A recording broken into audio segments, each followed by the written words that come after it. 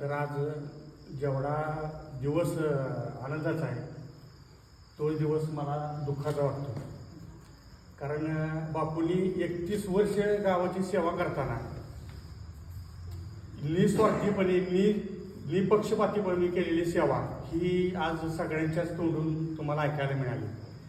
त्यांचा एक स्वभाव की कुणाचंही कुठलं भांडणतंटा आलं तर बापू पहिले सांगायचे की तुम्ही इथं मिटवा. तुम्ही कोर्टात गेला तर कचेरीत गेला तर दोघांना बी खर्च आहे. जेवढं होता होईल तेवढं बापूंनी हिथं मिटवायचा प्रयत्न केला. आणि ते ज्या लोकांना पटत होते ते लोक 100% ऐकत होते. 100% लोक ऐकायचे. कारण ते सांगताना असं सांगायचे नका जाऊ तिथं, त्या वाट्याला जाऊ नका, तिथं तुम्ही गेला तर तुमचं दोघांचं पण नुकसान होणार आहे, हे बापू नेहमी सांगायचे. आणि हे गुण त्यांच्यापाशी येणार कारण म्हणजे मूळ त्यांच्या घराचे संस्कार आणि त्यांचे विचार हे त्यांनी आत्मसात केले म्हणून त्यांनी आज इतके वर्ष 31 वर्ष गावाची सेवा केली.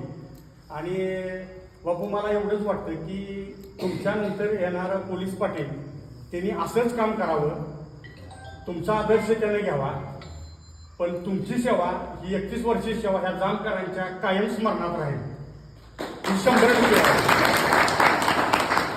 एवढं 2 शब्द बोलतो आणि थांबतो.